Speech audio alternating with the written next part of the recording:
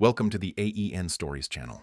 If you've never had your heart broken over a bowl of gumbo, I don't recommend it, but I've gotta admit, it makes one hell of a story. My name's Marcus Dupree.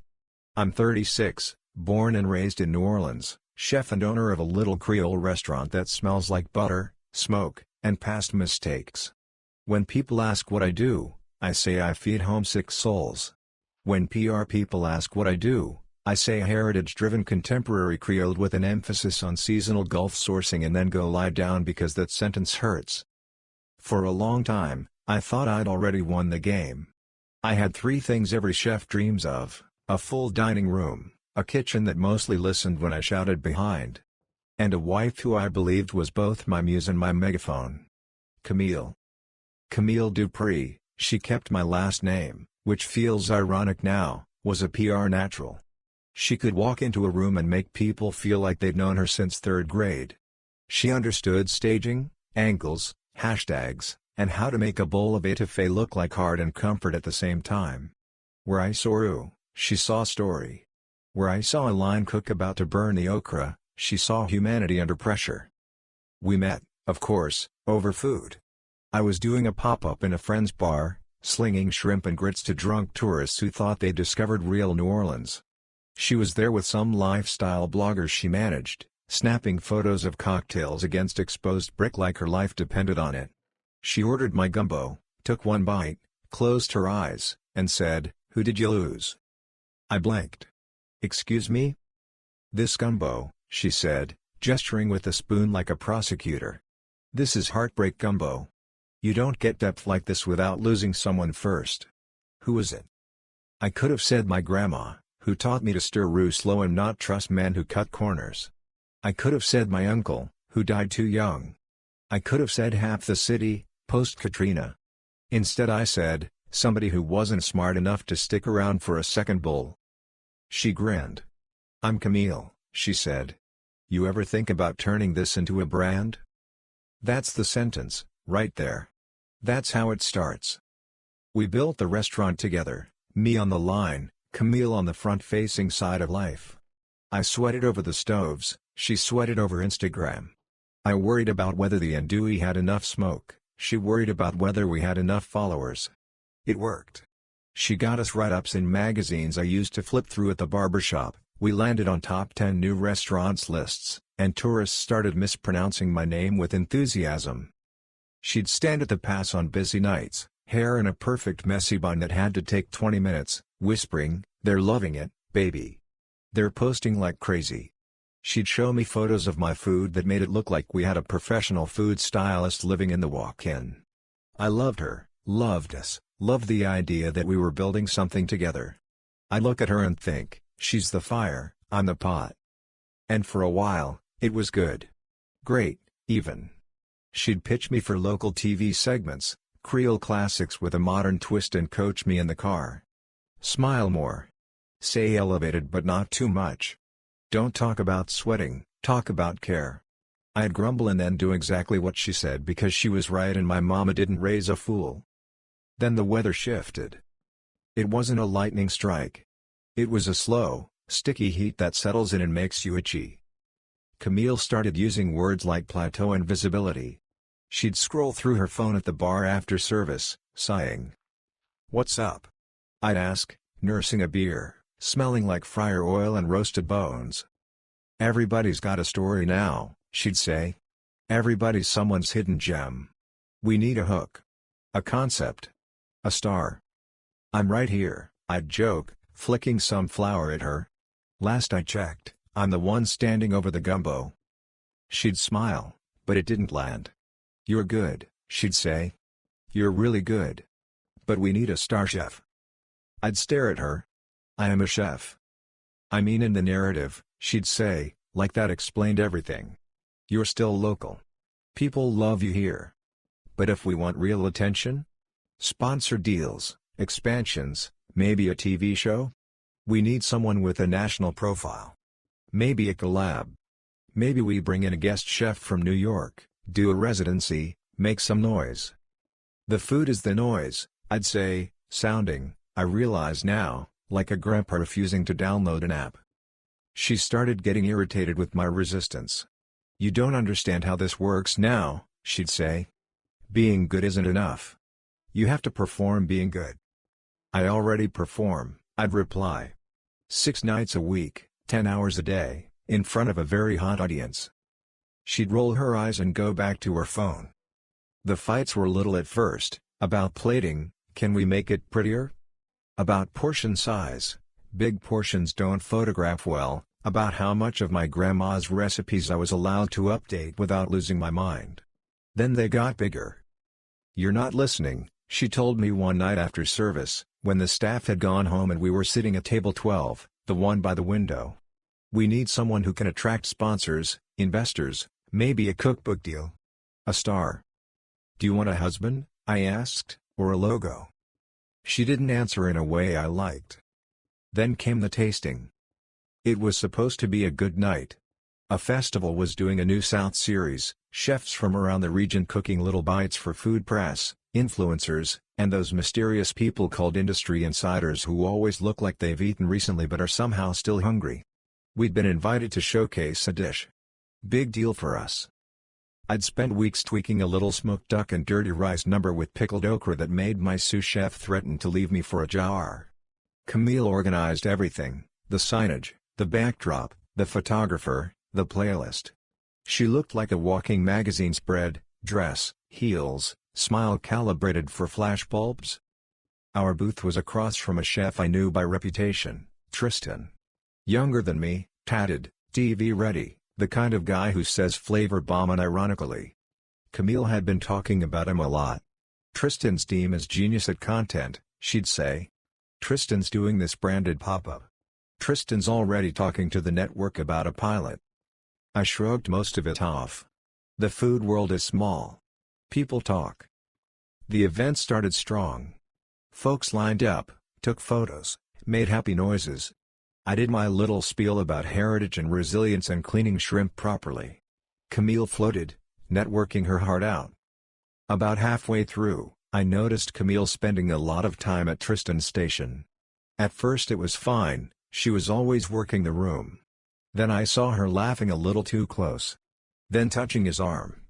Then staying there instead of at our booth, which is not ideal when your literal name is on the sign behind you. I tried to ignore it. Focused on the food.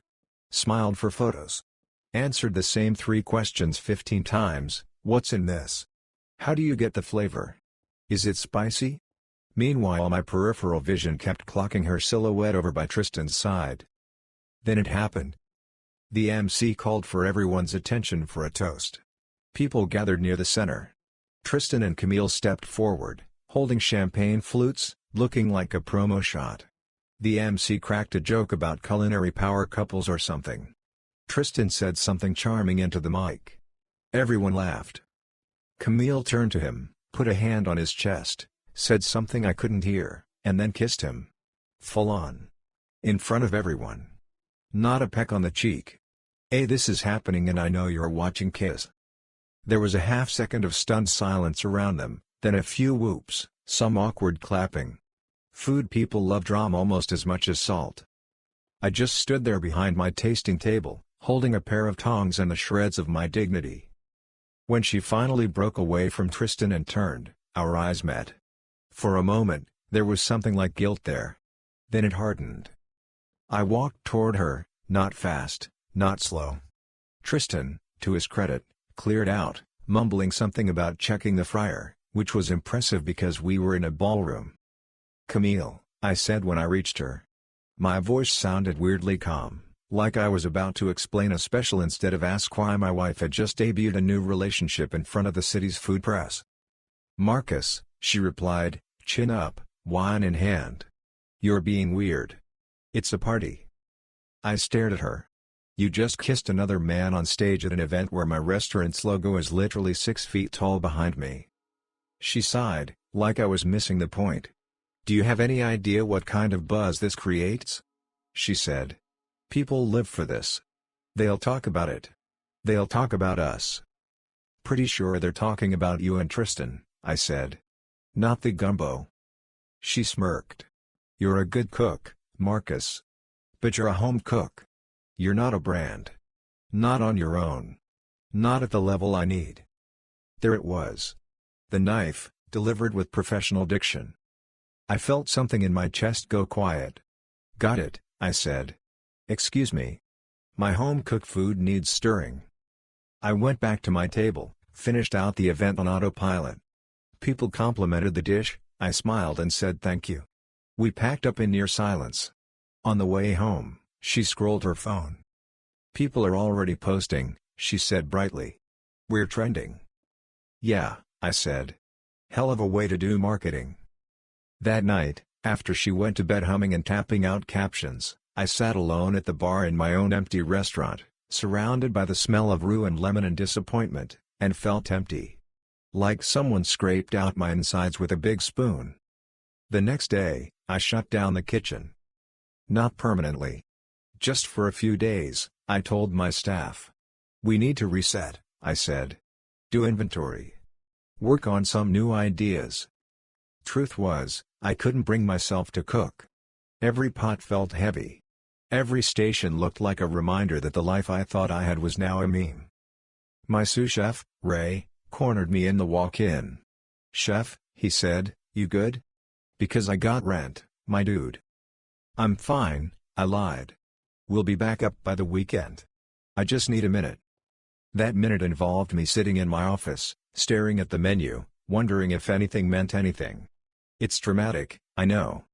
But when the person you thought was your biggest supporter looks you in the eye and says you're not enough, it does weird things to your head. At some point, I found myself in front of a pot out of habit. Muscle memory dragged me there. I tossed in butter, flour, started a roux. Stirred. Watched it go from blonde to peanut butter to brick red. The smell hit me, nuttiness, depth, all those chemical changes my grandma used to hum through. I thought about everything that had happened. The kiss.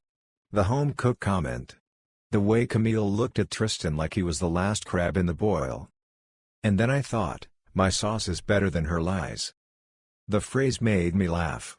Out loud. Alone in the kitchen like a crazy person. But it also lit something up in my chest. Because it was true. Whatever else you could say about me, the sauces were good. The food was good. And Camille hadn't made that. I had. You can't plate self-respect, but you can reduce it. Once I let that thought in, others followed. Like, what if she's been selling more than her idea of me? Camille had always been very involved with our vendors.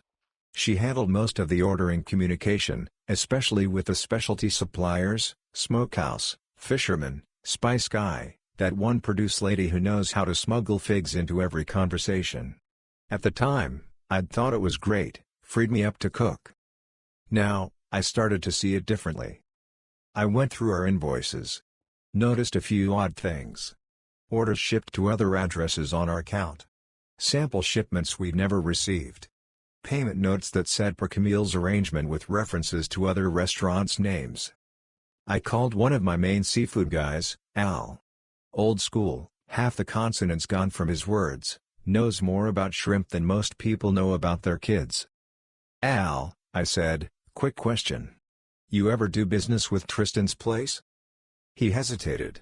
Well, yeah, Marcus. Y'all are both good customers. I'm not mad, I said quickly. Just curious. When did that start? Couple months back, he said. Camille hooked it up. Said you all was collaborating. Collaborating how? I asked, stomach tightening. Recipe sharing, you know? He said.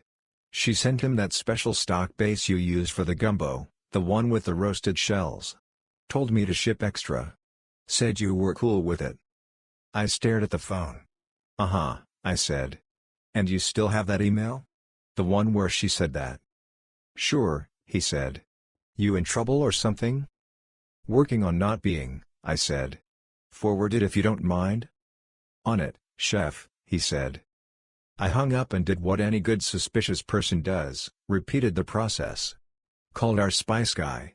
Our butcher. The hot sauce lady.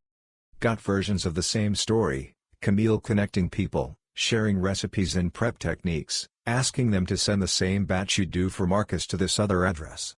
always with a casual "he's totally fine with it" sprinkled in. It wasn't just Tristan, either. Couple of other rising star chefs suddenly finding their Creole side, doing dishes that looked suspiciously like mine but with microgreens and higher prices. Oh, hell no. I had suppliers send me everything: emails, DMs, invoices, notes. I used words like "for my records," which sounds adult and common, not at all like "for my upcoming emotional nuclear option." I printed it all out and laid it on my office desk, proof that Camille had been taking my recipes, my techniques, stock basis, marinade ratios, and quietly passing them to other chefs as if they were part of the PR package. Suddenly her talk about raising the profile of Creole cuisine looked a lot more like selling off pieces of Marcus. She thought she could do that because she thought no one would care. That people would say, "Well, it's just food, everyone borrows," and move on. And honestly, she might have been right, if she hadn't underestimated two things: 1, how much chefs hate being made fools of, and 2, how much Americans love a live train wreck. Enter the gastro show. There's a local TV show, regional, syndicated, low budget but beloved, called something like Bayou Bites Live. Saturdays, taped in front of a small audience, mix of cooking demos, interviews, and segments about where to get the best po' boy for under $10. Camille had always wanted me on it. "Great exposure," she'd say. "I can get you a segment easy." After the Tristan reveal and the recipe theft discovery, we're naming phases now, I decided if there was going to be a show, I wanted to control the plot. I called the producer, a woman named Denise who had the same energy as a kindergarten teacher and a casino pit boss combined. She'd featured us once in a pre-taped piece a couple years back. "Denise," I said, "I've got a segment idea." "If it's just you cooking gumbo," she said, "we've done that, baby." "It's not just cooking," I said. "It's a story. About recipes. About ownership. About what happens when someone you trust sells your food to other kitchens." She whistled. "That sounds like drama." "It is," I said. "And I'm willing to tell it. On air. With receipts. Literally." There was a pause. I imagined her mental ratings meter spinning. "Can we say the names?" she asked. "You can say whatever your lawyers are okay with," I said. "I'll provide documentation. Emails, invoices. You can vet it." "When do you want to tape?" she said. We worked out the details: live audience, cooking demo, QA. I'd make my signature gumbo base on air, talk about heritage, and then pivot to the receipts. They'd tease it all week. This Saturday, Chef Marcus Dupree reveals the secret betrayal behind his famous gumbo. I'm not proud of how much I enjoyed writing that promo line in my head. I didn't tell Camille. I didn't have to. She found out anyway, because PR people have some kind of Google alert wired into their brains. "You're going on Bayou Bites?" she said one night, waving her phone. "Without me?" "Looks that way," I said, chopping onions. "What are you doing?" she demanded. "You can't handle that kind of press on your own. You'll ramble. You'll look bitter. Do you know how fast that could backfire?" "I guess we'll see," I said. "You can watch. It's on at 10. She narrowed her eyes. "You're making a mistake," she said. "People love a story. They're not going to be on your side because you're whining about recipes. Food is communal. You don't own flavors." "I'm not talking about flavors," I said. "I'm talking about lies." The day of the show, I was more nervous than I'd been on opening night of the restaurant. Cooking for 30 covers is one thing. Cooking for a couple 100,000 viewers and your soon-to-be ex-wife's ego is another. Denise met me in the studio kitchen. "You okay?" she asked, fiddling with her headset. "About as okay as a man about to do live emotional surgery can be," I said. She laughed. "Just be honest. People can smell fake through the screen." We started with the usual fluff. Host introduced me, we bantered about my background, grandma's house, learning to stir roux, Katrina, rebuilding, blah blah. I cooked, the camera zoomed in on the color changes, the audience sued when the Holy Trinity hit the pot. Then the host said, "Marcus, recently you've been through some personal and professional challenges that connect directly to this gumbo, right? Here we go. Yeah, I said, stirring. So, funny story. The audience laughed, because they thought I was kidding. This recipe, this base, this way of building flavor, was passed down in my family. It's not written down in a book. It's in my hands, in my head. And for years, I thought I was only sharing it with my restaurant and my guests. I nodded to the camera guy, who rolled in tighter. But it turns out, I continued, someone I trusted very much was taking this recipe, this exact base, and selling it to other chefs. Without my permission. Telling suppliers to ship them the same stock we use. Telling them, don't worry, Marcus is cool with it. There was a little murmur in the audience. Denise's eyes lit up in the control booth window. I took a folded stack of papers from under the counter and laid them next to the cutting board. These, I said, tapping them, are emails and invoices from my suppliers. Here's one where my wife instructed our seafood vendor to deliver my gumbo stock to another restaurant, as part of a collaboration I never agreed to. Here's another from our spice guy, copying my blend for someone else. This went on for months. The host made a performative shocked noise. Your wife? He said, eyebrows doing their job. Yep, I said. My wife. Who also recently kissed another chef at a tasting while my name was on the banner behind her, and told me I'm just a home cook, not a brand. There was an audible ooh from the audience, like a sitcom track but real. Someone in the back muttered, damn. Now, I'm not here to drag anybody, I lied slightly. People make mistakes.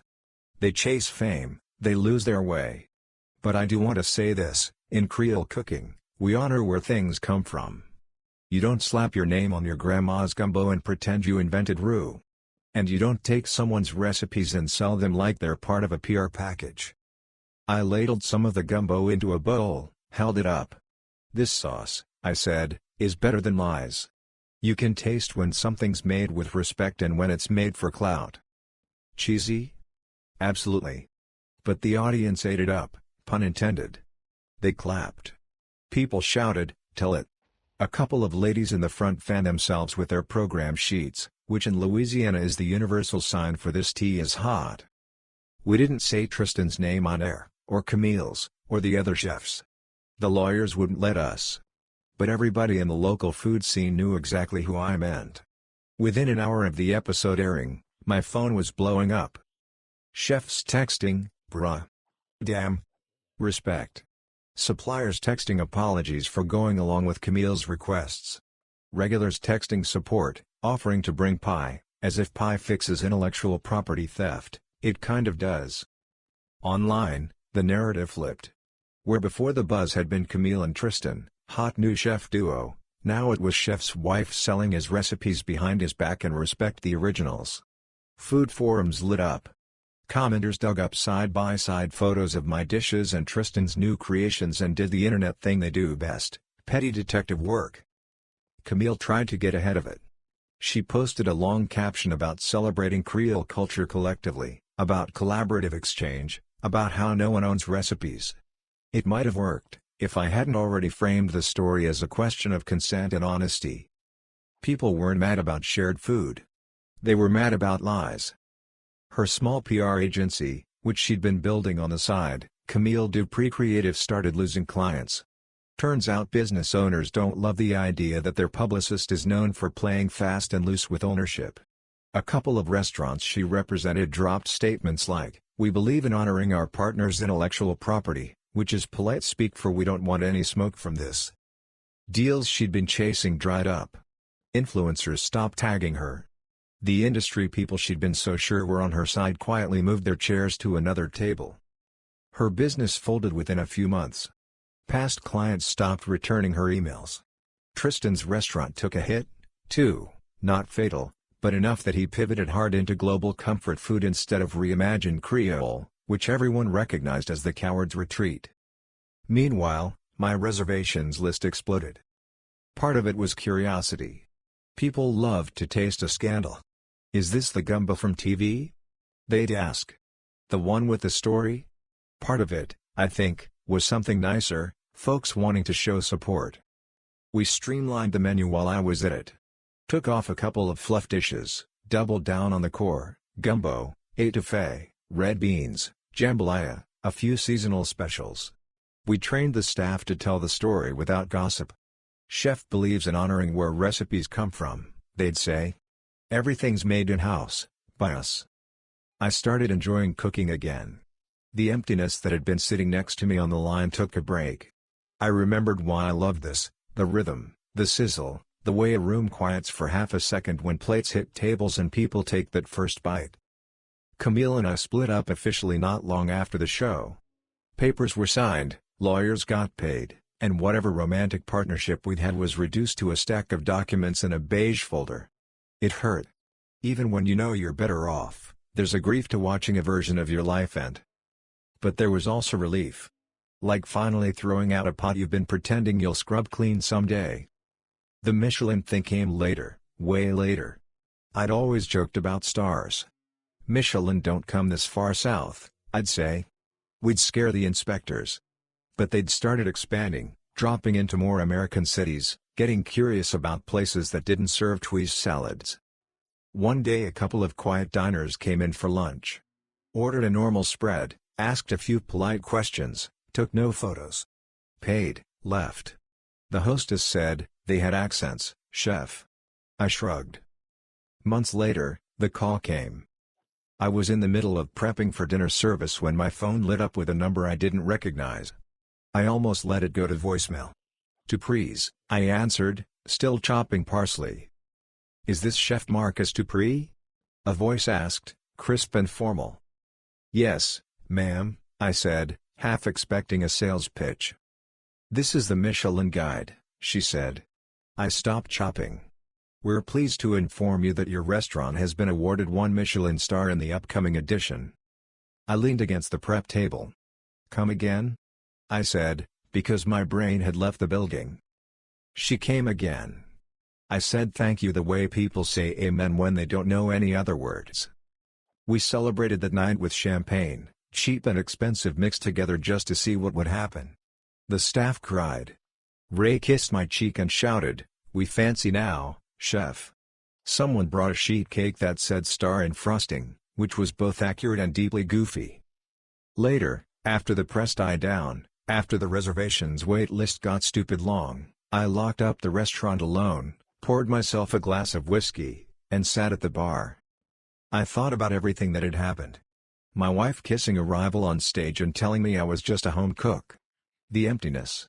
The discovery that she'd been using my recipes like trading cards. The live TV reveal. Her business collapsing. The star. Mostly, I thought about my grandma, standing over a pot, wooden spoon in her hand, saying, you can't rush a good roux. You burn it, you start over. No shame in that. Shame's in serving it burnt. That was it, really. I'd burned a part of my life. It hurt. It stunk. People saw. But I scraped it out, started again, and this time watched the pot like it deserved. If there's a takeaway here, besides don't steal your spouse's recipes and sell them to your competition, it's this: your value isn't in who markets you. It's in the thing only you can do. The sauce only you can coax out of bones and shells and patience. The way only you can feed people, whether it's food, music, stories, or whatever your thing is. Camille was wrong. I am not just a home cook. I'm a home cook who built a place people want to call home for a couple of hours, fork in hand. I'm a chef whose sauce was, in fact, better than her lies. And I have the little red star to prove it, sure. But the real star, if you'll let me be corny for 1 second, hangs over the pot every night when the gumbo's right, the room's full, and for a moment, everybody in it believes, like I do, that honesty tastes better. Thank you for listening my story. If you want more raw, real, and gripping stories like this one, subscribe to the AEN Stories channel. Your support keeps these stories alive.